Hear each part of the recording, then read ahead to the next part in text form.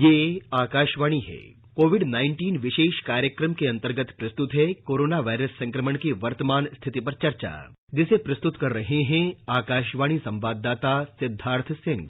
इस कार्यक्रम में आमंत्रित स्वास्थ्य विशेषज्ञ हैं इलाहाबाद में मोतीलाल नेहरू मेडिकल कॉलेज के डॉक्टर अजीत के चौरसिया। नमस्कार श्रोताओं, स्वागत है आपका कोरोना जागरूकता श्रृंखला के एक और एपिसोड में। धीरे धीरे देश में कोविड के मामलों में कमी आ रही है, साथ ही स्वस्थ होने की दर में भी लगातार सुधार हो रहा है। भारत में चल रहे विश्व के सबसे बड़े कोविड टीकाकरण अभियान के अंतर्गत 111 करोड़ 40 लाख से अधिक टीके लगाए जा चुके हैं, जो अपने आप में एक रिकॉर्ड है। आइए कार्यक्रम की शुरुआत करते हैं टीकाकरण के इस संदेश से।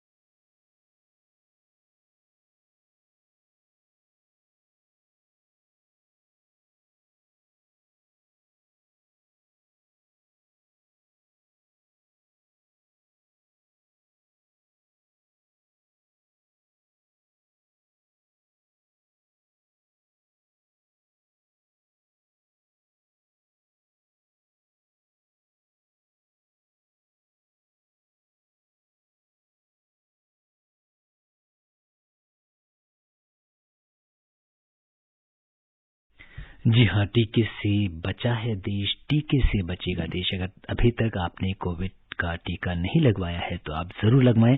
और श्रोताओं, जहां एक और राहत की बात यह है कि पिछले 24 घंटे के दौरान 12,000 से अधिक रोगी स्वस्थ हुए हैं, वहीं दूसरी ओर कोविड के 11,000 से अधिक नए मामले भी सामने आए हैं। इसलिए हमें कोविड एप्रोप्रिएट बिहेवियर का पालन करते रहना होगा।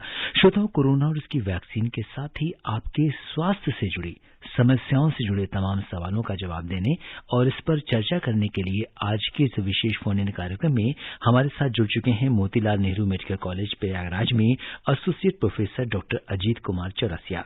डॉक्टर अजीत कोविड ट्राईएच के इंचार्ज हैं और कोविड-19 मैनेजमेंट कमेटी के भी सदस्य हैं। डॉक्टर अजीत का मेडिकल एकेडमिक्स और पेशेंट ट्रीटमेंट में एक लंबा अनुभव रहा है।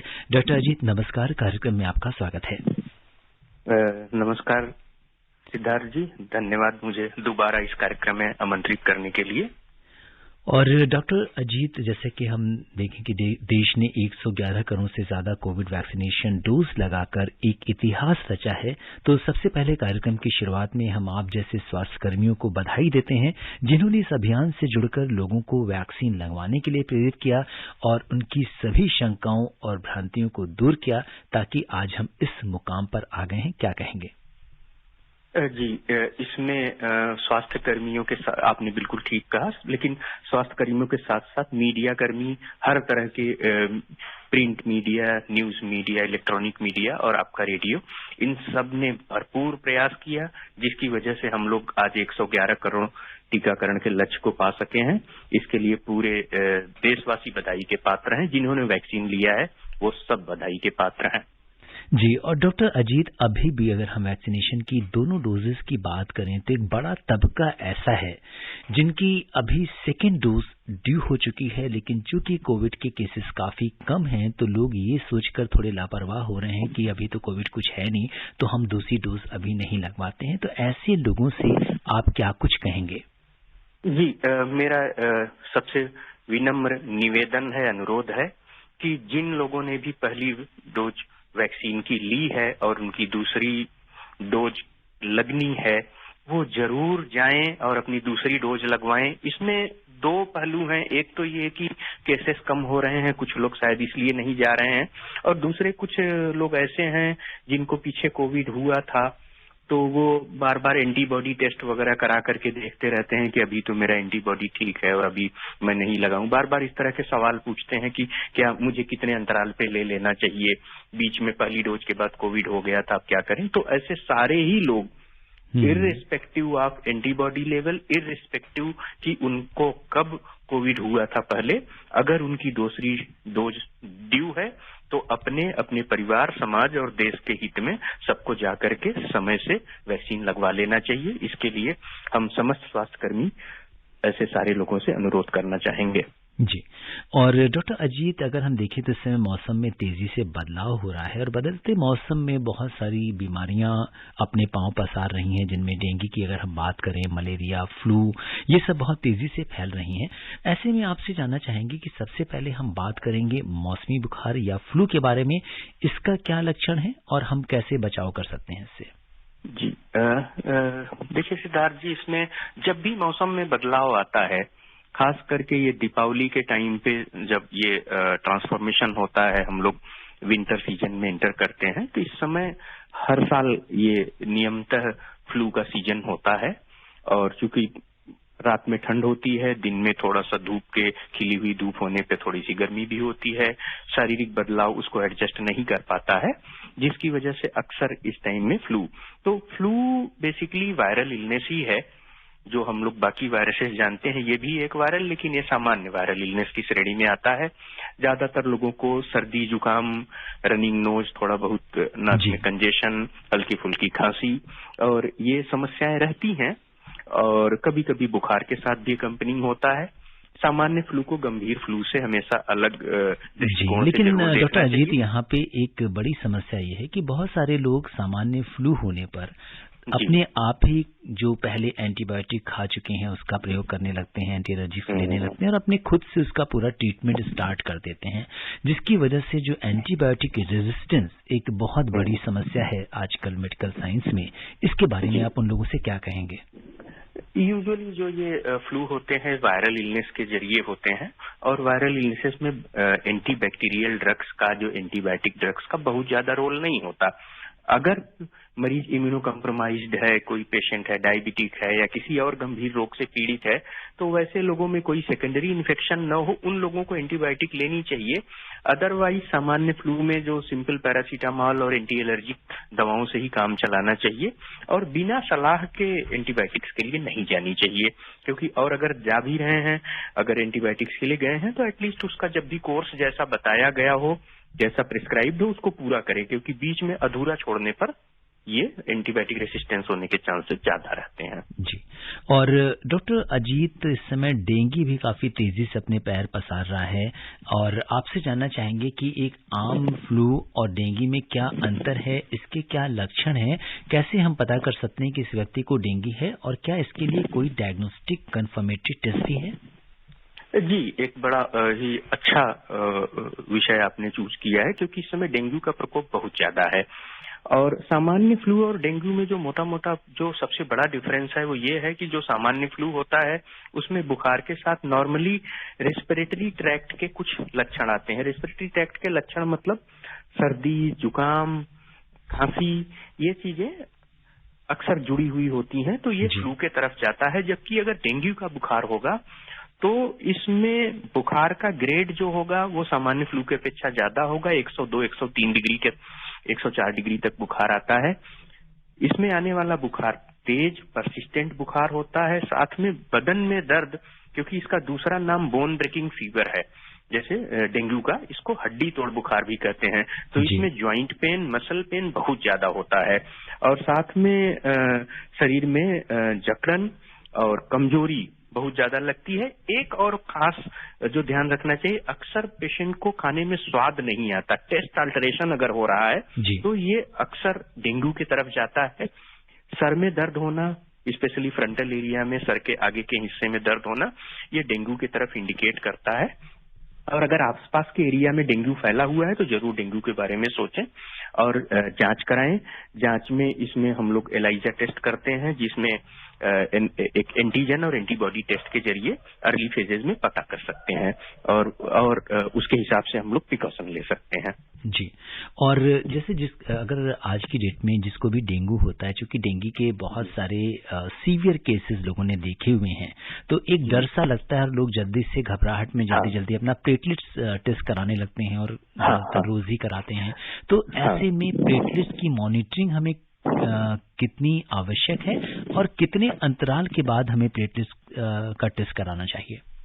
देखिए, जो इसमें प्लेटलेट का विषय है, अब इसमें मैं पहली बात ये बता दूं कि डेंगू का मतलब केवल प्लेटलेट में गड़बड़ होना नहीं होता, बहुत सारे ऑर्गन्स को अफेक्ट करता है। इसमें लिवर एंजाइम्स भी डिरेंज होते हैं, फेफड़ों में पानी आने की संभावना, पेट में पानी आने की भी संभावना रहती है, तो ये मल्टी ऑर्गन्स को इन्वॉल्व करता है।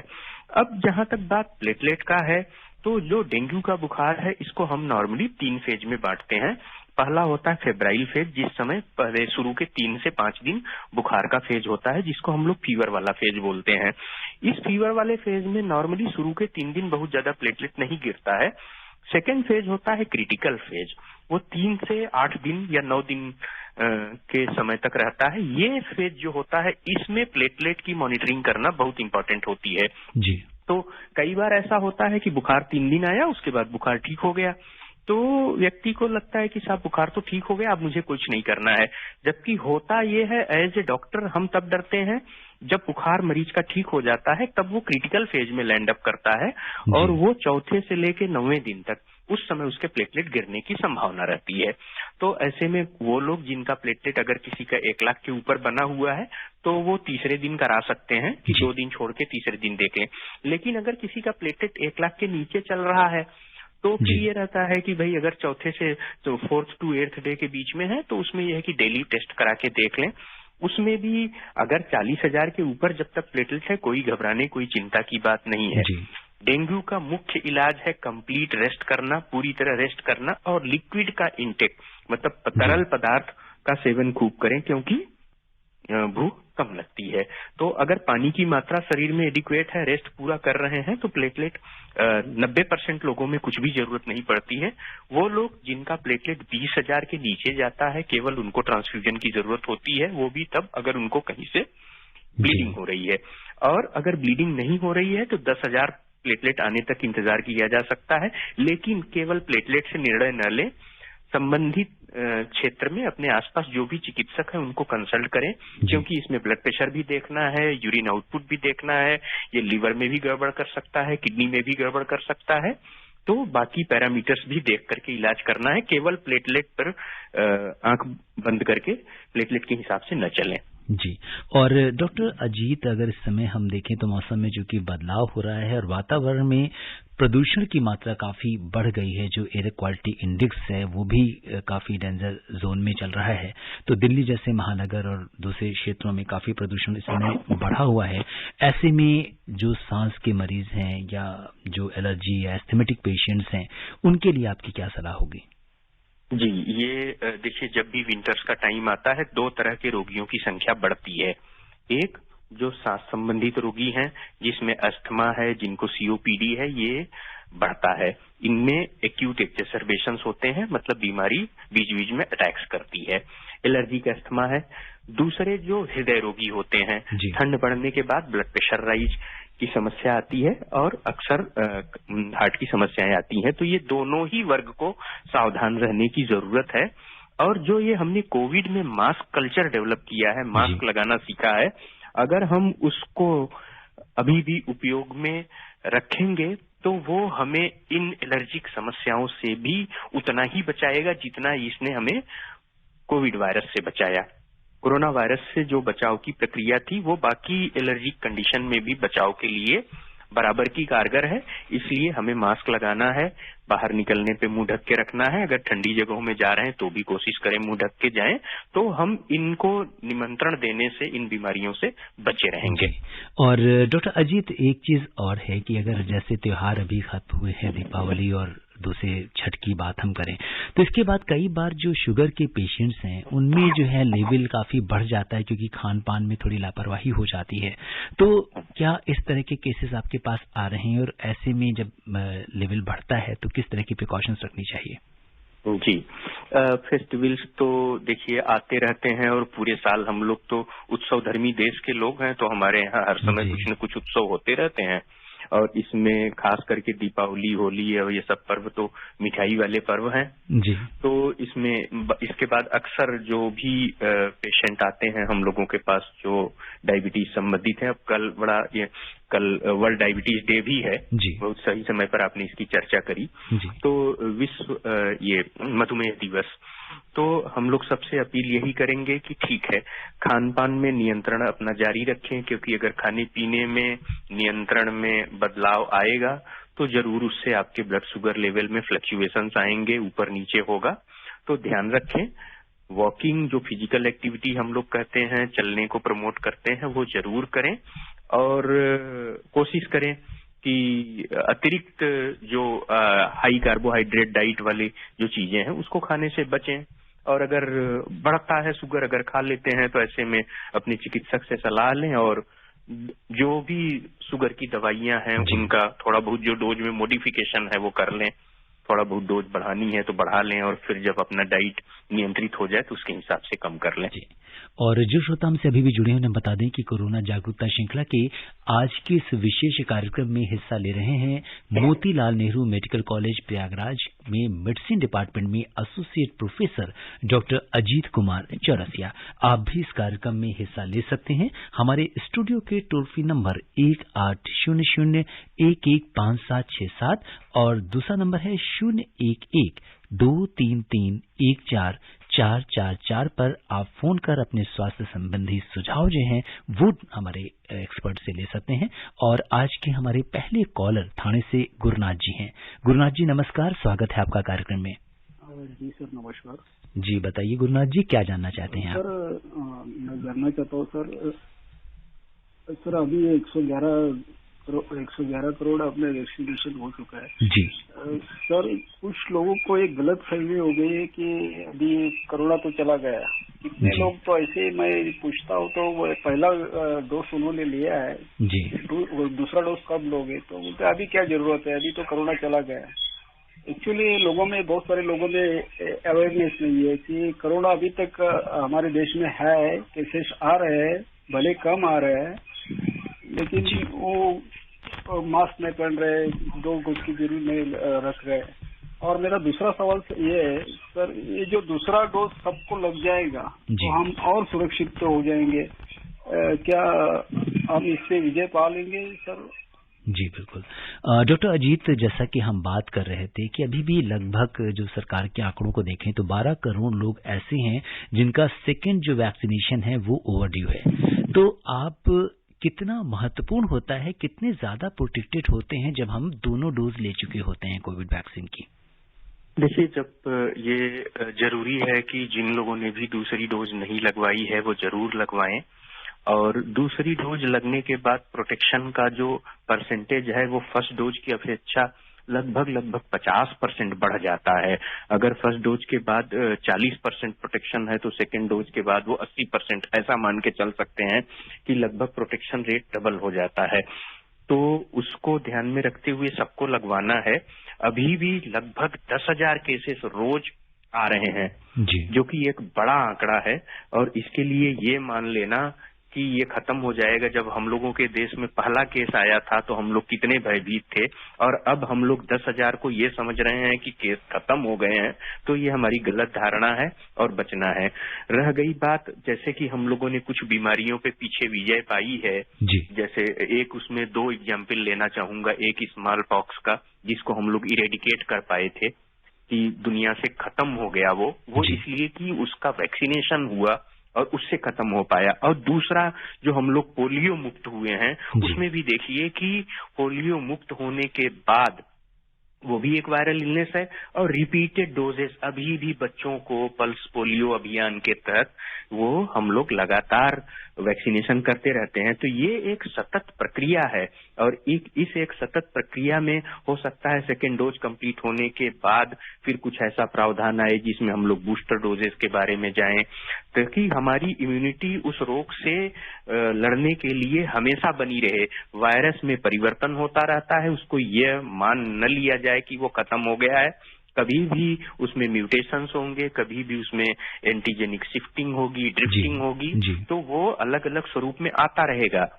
इसलिए हमें ये कतई नहीं मानना है कि कोविड खत्म हो गया है, इससे हमें बच के रहना है और कोविड अप्रोप्रिएट बिहेवियर का ठीक से पालन करते रहना होगा। और अब रुख करते हैं मुंबई का, जहां से बाजीराव लाड जी हमारे साथ कार्यक्रम में जुड़ गए हैं। बाजीराव जी नमस्कार, स्वागत है आपका कार्यक्रम में। नमस्कार।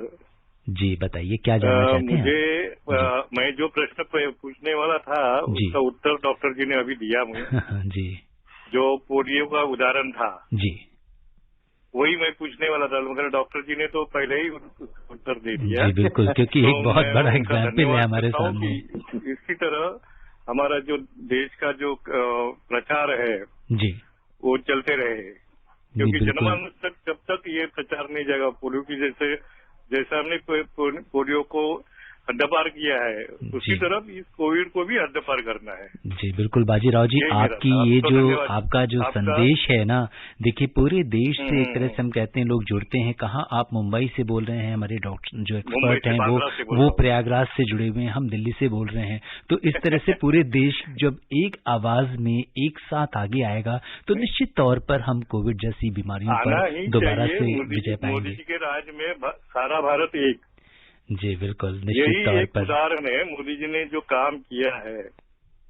जी बिल्कुल। तो ये डॉक्टर अजीत, हम इस पे जैसा कि इन्होंने कहा कि क्योंकि हमारे पास पीछे ऐसे उदाहरण है कि जब हमारे देश पर ऐसी विपत्ति आई तो लोगों ने एक तरह का, जैसे अगर हम कोविड वैक्सीनेशन प्रोग्राम भी देखें तो एक जन आंदोलन बन गया। और जन आंदोलन बनने के साथ जब तक इतने सारे लोग जुड़ते नहीं तो हम लगा भी नहीं पाते वैक्सीनेशन। तो आज अगर हम 111 करोड़ का आंकड़ा टच कर पाए हैं तो ये अपने आप में बिना लोगों की भागीदारी के शायद कभी संभव नहीं था। क्या कहेंगे आप? जी, इसी संदर्भ में मैं इसी पोलियो वाली बात को ही थोड़ा सा और कंटिन्यू कर लूं कि अब देखिए जैसे स्वाइन फ्लू है, बर्ड फ्लू है, वो भी वायरल इलनेस है ना, वो भी आरएनए वायरस है।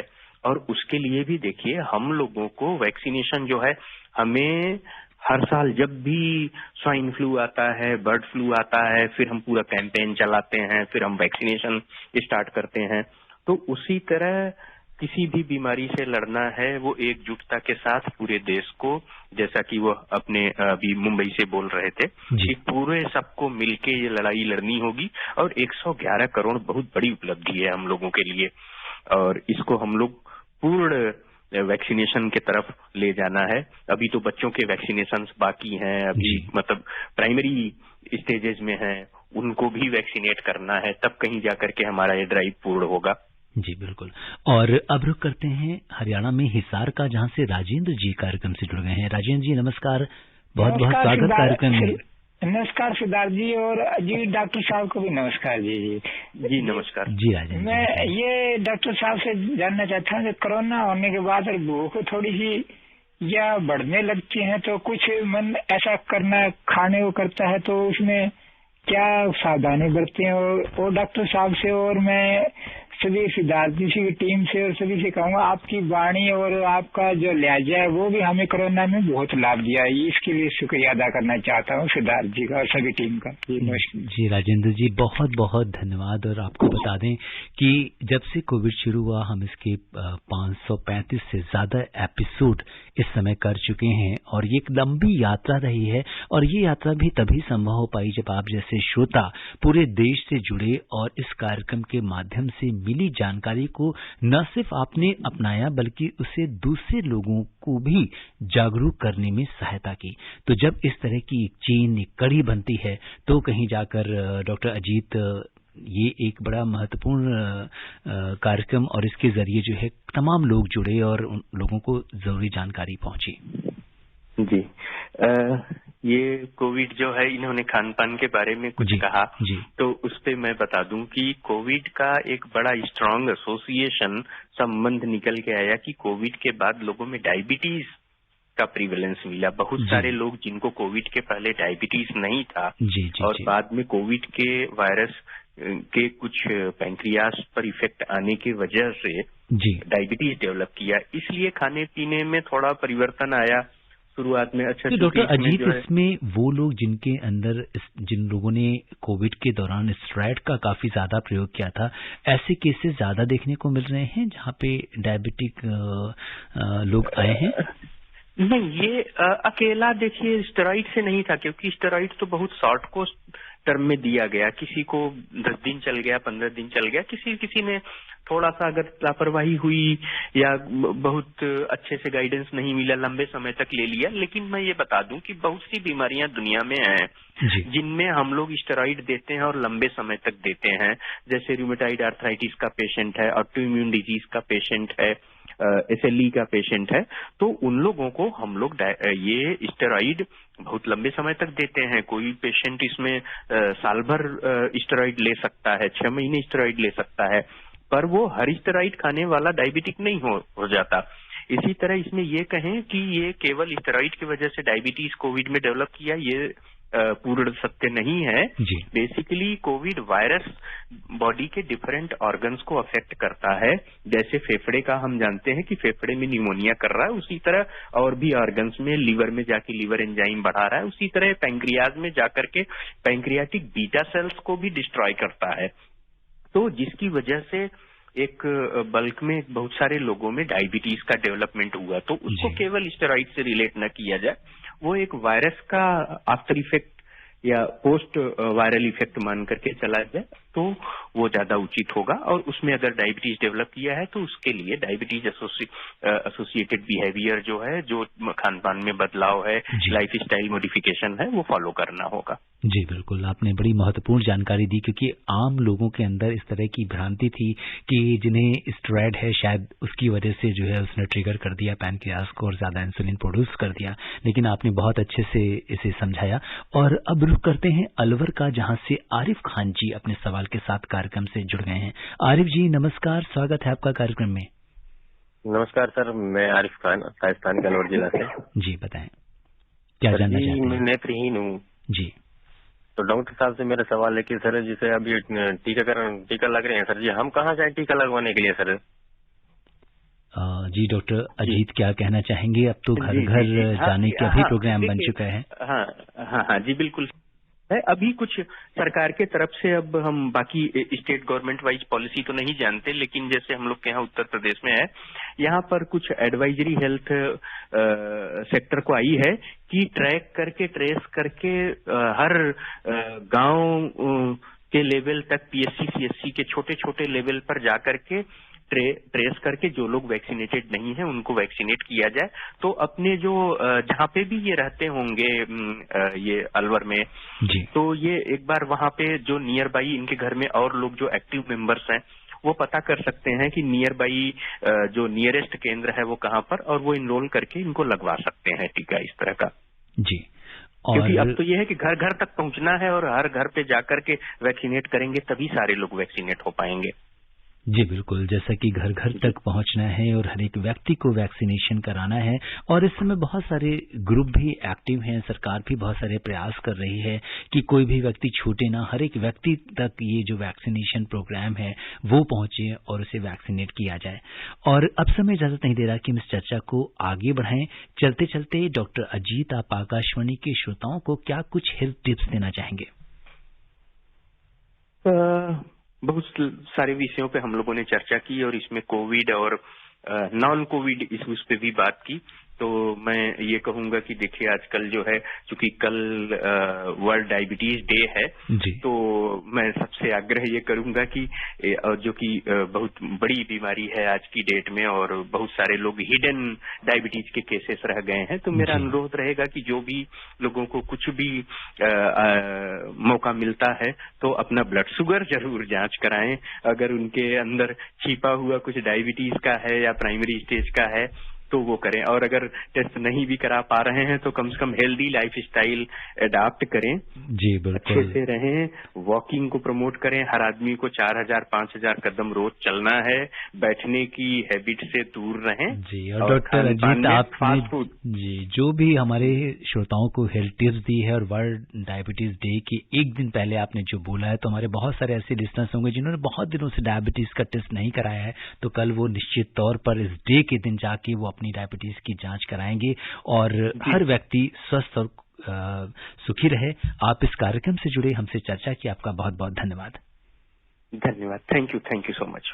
श्रोताओं, आप स्वस्थ और खुशहाल रहें, इसी कामना के साथ दीजिए मुझे अनुमति। नमस्कार। कोविड-19 विशेष कार्यक्रम के अंतर्गत अभी आप सुन रहे थे कोरोना वायरस संक्रमण की वर्तमान स्थिति पर चर्चा, जिसे प्रस्तुत कर रहे थे आकाशवाणी संवाददाता सिद्धार्थ सिंह। इस कार्यक्रम में आमंत्रित स्वास्थ्य विशेषज्ञ थे इलाहाबाद में मोतीलाल नेहरू मेडिकल कॉलेज के डॉक्टर अजीत के चौरसिया।